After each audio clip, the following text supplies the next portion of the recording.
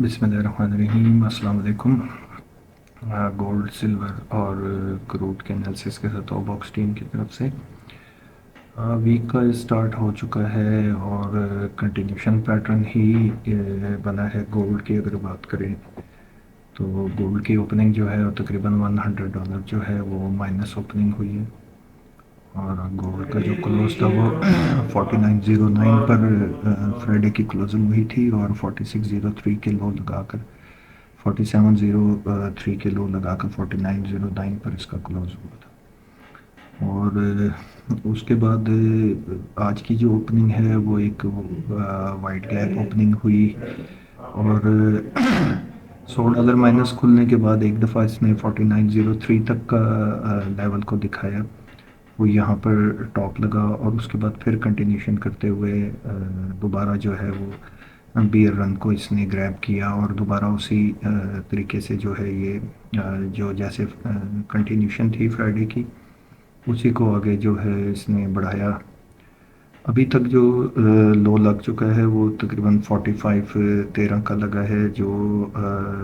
Friday के high और आज के लो तक अगर कंसिडर करें तो तकरीबन $1100 की इसमें मंदी आ चुकी है। और अब शॉर्ट साइड से इसमें बिल्कुल अवॉइड करना चाहिए क्योंकि ये इसकी वैल्यूज़ जो हैं वो ओवरसोल्ड हो चुका हुआ है इस टाइम गोल्ड। और ओवरसोल्ड के रीजन में इसमें अगर आप देखें तो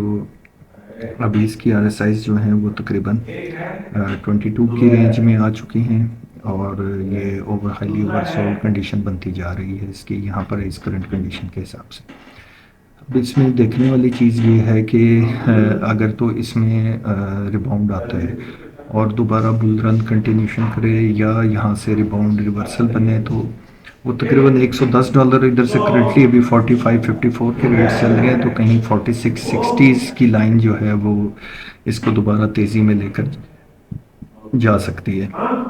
अगर तो ये यहाँ तक वापस रिटेस्ट करता है 200 DMA का एरिया है, ये जहाँ पे मैं कर्सर मूव हो रहा है, ये 200 DMA की अच्छा मेजर सपोर्ट लेवल था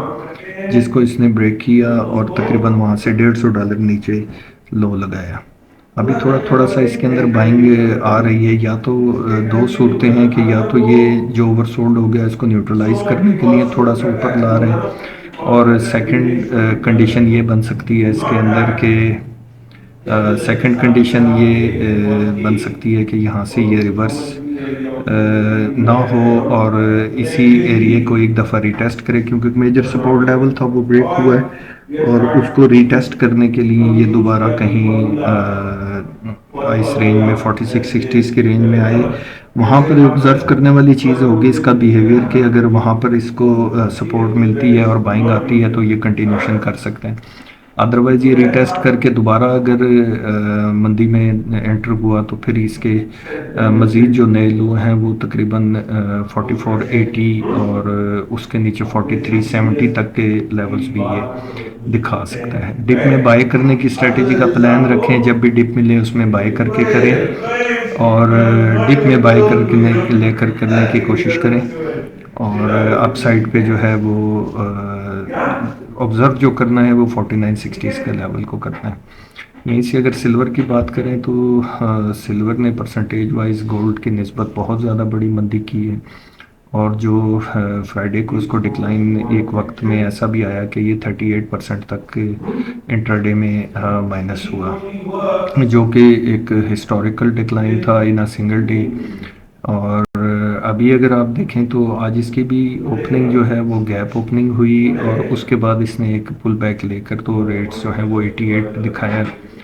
और दोबारा मंदी में एंटर हुआ। 200 DMA की काफ़ी मेजर सपोर्ट थी 8340 की, वो ब्रेक हुई और नए लो लगाए इसने तकरीबन 7260 की लाइन के 6270 की लाइन लगाने के बाद इसका भी सेम बिहेवियर है गोल्ड जैसा। अगर ये रिटेस्ट करने आता है और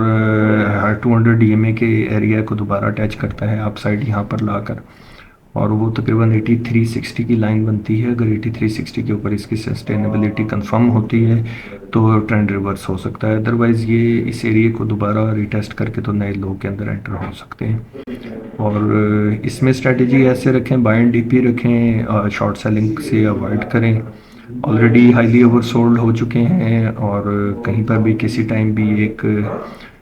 शार्प पुल बैक आ सकता है इसको न्यूट्रलाइज करने के लिए।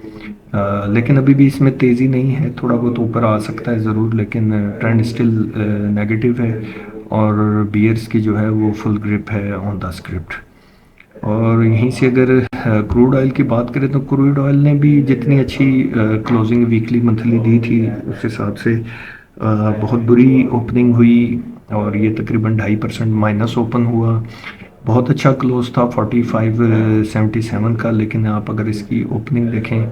तो तकरीबन $1 माइनस खुल के इसने पहले 4 घंटे में जो है वो 62.30 के लो लगाए